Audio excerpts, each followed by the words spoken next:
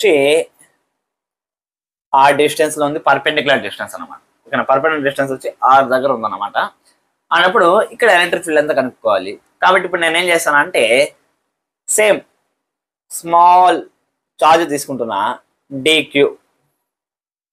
ఈ perpendicular distance ఎక్కడైతే ఉందో ఇదే నేను యాక్సిస్ లెక్క అనుకుంటాను. ఓకేనా, ఇది ఈ స్మాల్ ఎలిమెంట్ వచ్చి ఇక్కడి నుంచి ఇక్కడికి ఎంత దూరంలో ఉందిరా అంటే ఎక్స్ అనే డిస్టెన్స్ లో ఉంది. క్లియరా, ఇది ఎక్స్ అనే డిస్టెన్స్ అనుకున్నాం కాబట్టి ఈ length of the small charge is taken as dx. ఓకేనా, ఈ డిఎక్స్ లెంత్ ఉండే డిక్యూ చార్జ్ వల్ల వచ్చే ఎలక్ట్రిక్ ఫీల్డ్ వచ్చి అఫ్ కోర్స్ ఇలా ఉంటుంది d. Clear students, for example దీని యొక్క d electric field theta angle చేస్తాను. మొత్తం అదే డయాగ్రామ్ లో వేస్తే ఒక θ1 θ2కి ఈ టీటా కలిసి కన్ఫ్యూజ్ అయిపోతాగా కొద్దిగా సపరేట్ చేసుకున్నాం.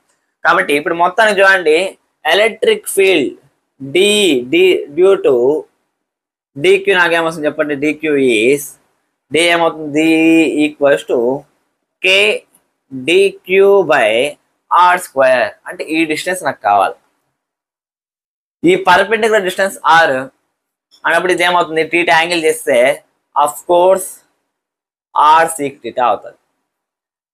క్లియర్ స్టూడెంట్స్, అప్పుడు ఏమవుతుంది K DQ by R sec theta whole square, R square కాబట్టి. క్లియర్ కదా. ఇప్పుడు చూడండి డిక్యూ ఉంది, కానీ నాకు ఇచ్చిన ఇన్ఫర్మేషన్లో ఇన్ టర్మ్స్ ఆఫ్ లాంబ్డాలో చెప్పాను అన్నమాట. లాంబ్డాలో సాల్వ్ చేసుకోవడమే బెటర్ అన్నమాట. కాబట్టి మొత్తానికి నాకేమవుతుంది చూడండి, dq by dx equals to lambda.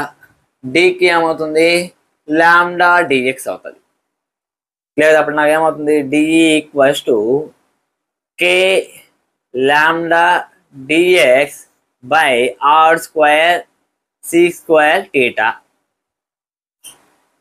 ఇప్పుడు దీన్ని ఇంటిగ్రేట్ చేస్తే మొత్తానికి నెట్ ఎలక్ట్రిక్ ఫీల్డ్ వచ్చేస్తుంది కదా అనుకుంటే పప్పులో కాల్ చేసినట్టే. ఎందుకంటే ఇక్కడ మనకి రెండు ప్రాబ్లమ్స్ ఉన్నాయి చూడండి. ఫస్ట్ ప్రాబ్లం ఏంటంటే దీన్ని ఇంటిగ్రేట్ చేయాలంటే స్టెప్ బై స్టెప్ ఎక్స్ప్లెయిన్ చేస్తాను చూడండి. దీన్ని ఇంటిగ్రేట్ చేయాలంటే మనకి టూ వేరియబుల్స్ ఉన్నాయి. ఒకటి ఎక్స్ అనే వేరియబుల్, అంతే కదా. మన పాయింట్ చార్జ్ ఎక్స్ కూడా ఎక్స్తో పాటు పాయింట్ చార్జెస్ వేరీ అవుతూ ఉంటాయి. వాటన్నిటిని ఇంటిగ్రేట్ చేయాల్సి వస్తుంది. సేమ్ దానికి సంబంధించిన యాంగిల్ కూడా చేంజ్ అవుతూ ఉంటుంది. θ1 θ2 అక్కడ అది జస్ట్ ఎండ్స్ మాత్రం. కానీ ఇక్కడ పాయింట్ చార్జెస్ ప్లేసెస్ చేంజ్ అయ్యేసరికి యాంగిల్ కూడా నాకు ఒక వేరియబుల్ లాగా ఉంది. సేమ్ నాకు డిఎక్స్ అనేది కూడా ఎక్స్